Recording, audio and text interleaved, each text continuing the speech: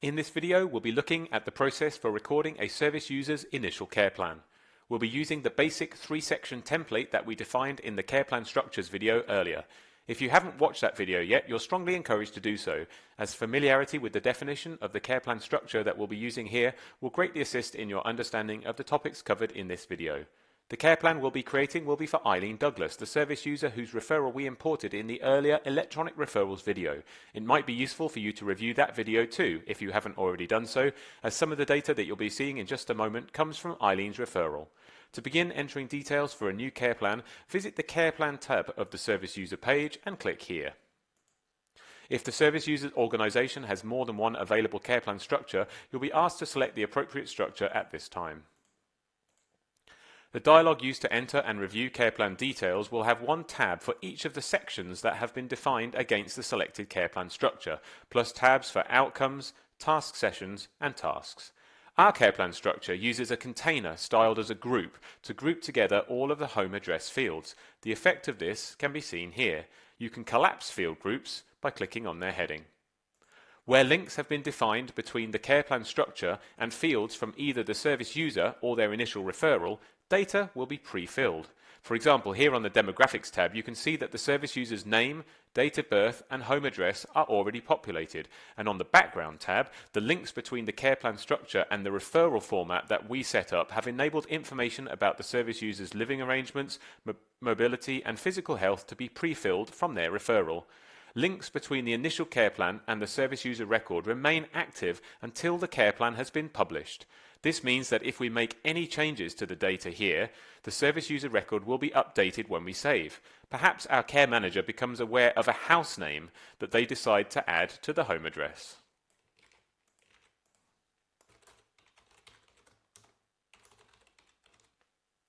Fields that allow multiple entries will include a plus icon alongside the field name. We can use this to add values.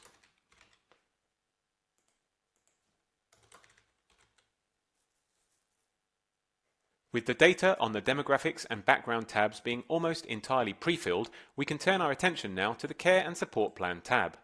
You might remember that this section of our care plan structure definition includes a heading for needs, concerns, and problems, with the Allow Multiple Entries option selected. The effect of this can be seen here, where a blank needs, concerns, and problems list is waiting for items to be added to it by clicking on the button provided. You can collapse all of the data under a heading by clicking on its label. Let's begin defining needs, concerns, and problems for Eileen by clicking here. Required fields without a value are shown in red. We need to provide a description for this item which will relate to Eileen's current level of social isolation. Importance is set up as a numeric field in the care plan structure, so the importance of this need, concern, or problem can be increased or decreased by clicking here. Remember how the definition of needs, concerns, and problems in the care plan structure included a nested heading for defining the service user's goals in respect of a particular item? The effect of this is seen here, with an initially empty list of goals contained entirely within the border of the need, concern, or problem to which those goals will relate. And if we add a goal, we will reveal the third level of nesting, with each goal having an initially empty list of associated actions and activities. Let's define two goals for Eileen's first need, concern, or problem.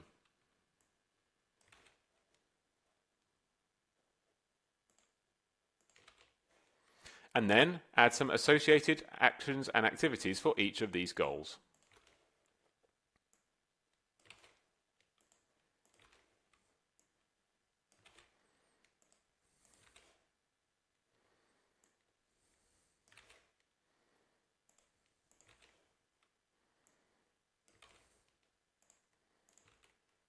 Where data has been entered below a heading, and especially where there are multiple levels of nesting, you might sometimes find it useful to hover the mouse over these icons to remind yourself of where your current position is in the entity hierarchy for this care plan.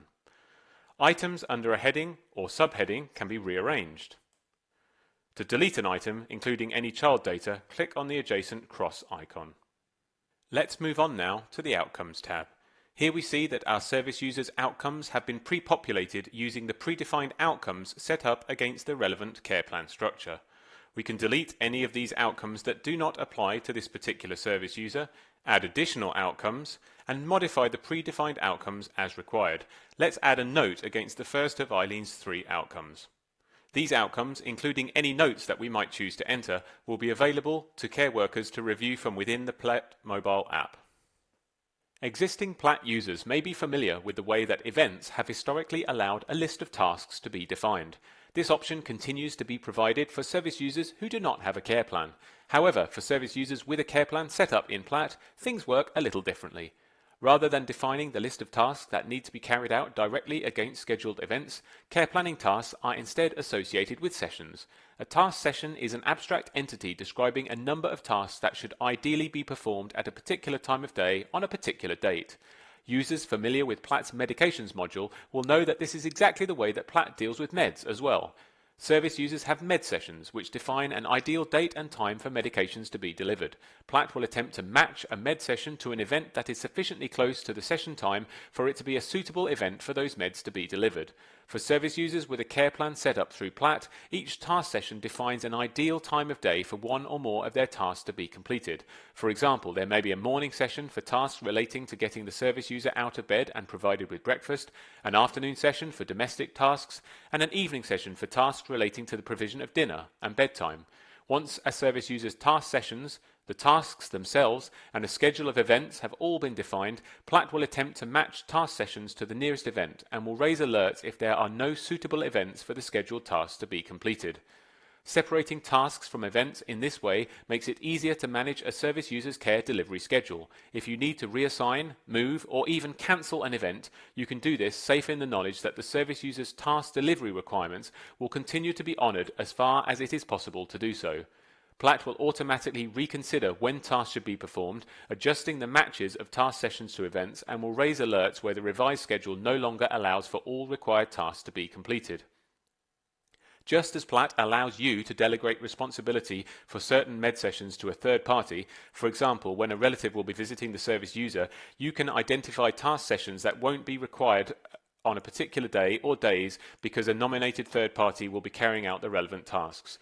And just as Platt allows you to override which event a particular med session should be matched to, you can always manually match task sessions to events to cater for exceptional circumstances, such as where an event needs to take place significantly earlier or significantly later than would normally be the case. The Task Sessions tab is where we define the times of day when tasks will ideally be completed for this service user. Each task session has a description, such as morning, lunchtime, evening, and the preferred hour. For organizations using Platt's Medications module, if the service user already has one or more medication slots defined, a Copy Med Slots button will be provided. Use this button to set up the service user's task sessions to match the times of day when the service user is already receiving medications. The workflow that I have described here for associating tasks with sessions and then using a matching process to determine which event a certain task will be performed at may sound like overkill for service users with a very basic task schedule. Don't worry.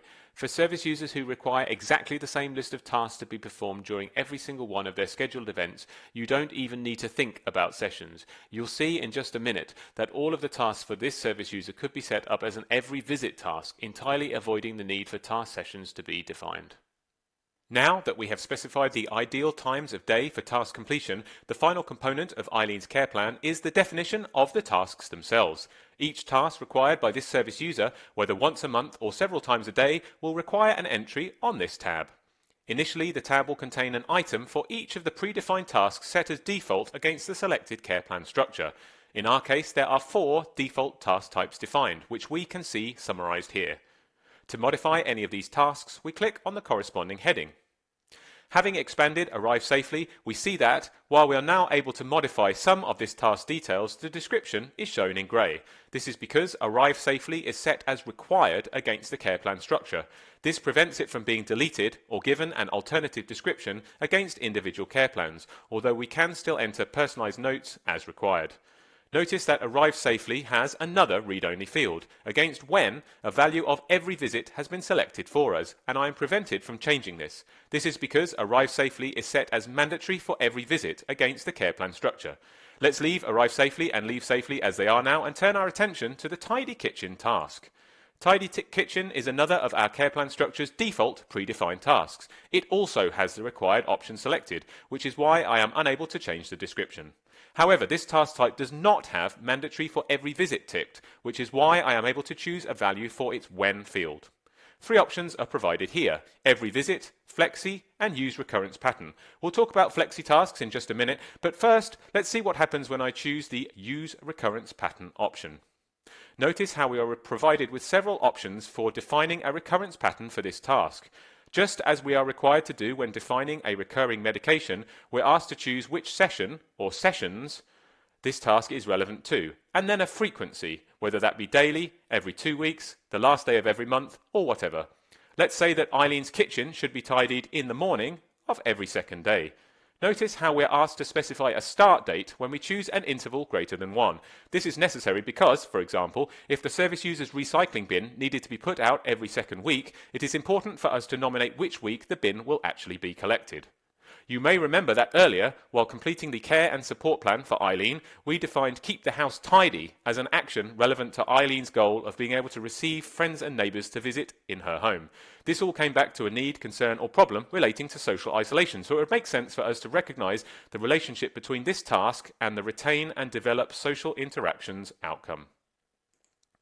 Relationships between task types and outcomes will be highlighted to care workers through the Platt mobile app and may allow for reporting on work towards the achievement of care delivery outcomes. Prepare a drink is the last of our care plan structure's default predefined tasks. Notice how we are able to modify the task description and also have the option to delete this task. This is because the predefined task type did not have the required option selected, leaving us free to remove this task for those service users who do not require it. Let's say that Eileen requires a drink to be prepared during every visit. Whilst prepare a drink was set up as a default task against our care plan structure on the basis that most service users will require this task to be performed, prepare a meal did not have default ticked because this task is less commonly required. For service users who do require meal preparation, we can click add and then choose the relevant task type by typing into the description box. Notice how prepare a meal is provided as soon as I type the letter P. An entry of M would have the same effect. If I select the Prepare a Meal predefined task type, all of the details that were defined for this task against the care plan structure will be set up for me here. In this case, you'll notice that the classification has been automatically set to nutritional. As this is something that will always be unique to the individual service user, I still need to select the appropriate frequency for this task. If the meal preparation is intended to relate only to dinner, I might select evening and daily. For now though, I'm going to leave this blank. Perhaps I realise the need to consult further with the service user in regard to their meal preparation needs. If Eileen requires a hoist to be lifted into bed, this is another task type that should be added to her care plan. Notice how the minimum number of care workers is automatically set to 2. This is another detail that has been copied from the predefined task type definition set up against the care plan structure. Notice also that a cup icon with the number 2 now appears here.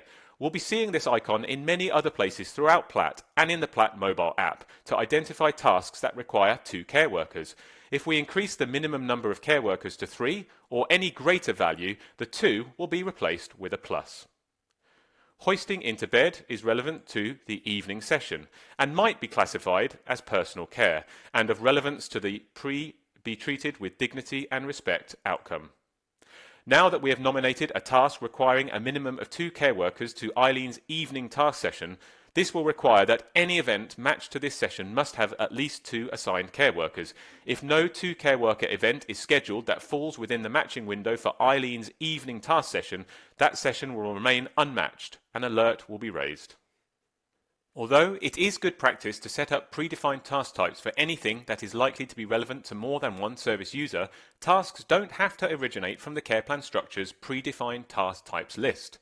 For anything that is genuinely unique to a particular service user, add it directly to their care plan by clicking Add and then typing in a suitable description without selecting a predefined entry. One of the goals that we set up for Eileen on her Care and Support Plan tab was to visit the community centre on Mondays and Fridays. Let's set up a task for this now. We'll enter a description, select Use Recurrence Pattern, choose the lunchtime session, choose Weekly Recurrence with Monday and Friday ticked. This task seems relevant to both the maintain independence and retain and develop social interactions outcomes. Before we wrap up, let's add one final task to Eileen's care plan. In her ambition to retain and develop social interactions, perhaps Eileen has requested to be accompanied on occasional visits to the pub. Unlike with her community centre trips, which should take place every Monday and every Friday, Eileen doesn't have a particular schedule in mind for her trips to the pub. Instead, the agreement with her is that pub visits should occur roughly every week, according to how she might be feeling at the time. This is an example of what we call a flexi task.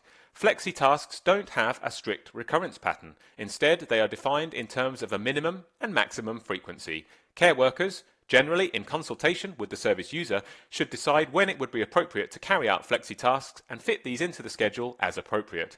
Let's set up a flexi task for Eileen's pub visit. Eileen's request to be accompanied on the visit to the pub roughly every week might be expressed as at least once every 14 days and no more than once every 5 days.